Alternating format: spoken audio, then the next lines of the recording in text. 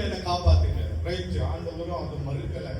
ஆண்டவரும் சரி இந்த நேரத்தில் உங்களை கைவிடக்கூடாது, உங்க பிரச்சனையில் இருக்கிறீங்க, ஆபத்தில் இருக்க உங்களை விடக்கூடாது, காப்பாத்துங்க. நெக்ஸ்ட் நீங்க என்ன பண்ணணும்? அவரை மகிமைப்படுத்தணுமா வேணும். ஆண்டவர் செய்த அற்புதங்களை, ஆண்டவர் செய்த நன்மைகளை சொல்லணும். ஒரு மனுஷன் ஆண்டவர் அற்புதமா சுகம் கொடுக்கிறாரு, அவன் உடனே எழுந்து நான் உங்க கூட வரேன், ஆண்டவர் தான் இதை செஞ்சாரு. அவருக்கு இயேசுன்னு கூட தெரியல, ஆனா சொல்ல அவர் யாருக்கு தெரியல, வந்தாரு, உன் படுக்கை எடுத்துக்கொண்டு நடன்னு சொன்னாரு, நான் எழுந்து நடக்கிறேன். அப்படி பார்த்துட்டு தேவாலயத்துல நான் அவரை பார்க்கும்போதுதான் அவர் இயேசு உலக ரட்சகர் நான் தெரிஞ்சுக்கிட்டேன்.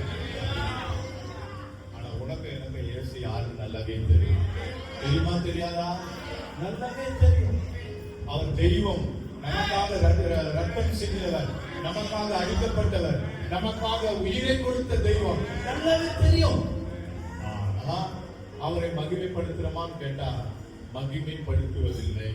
நம்முடைய புலம்பல் சத்தம் தான் கேட்குது.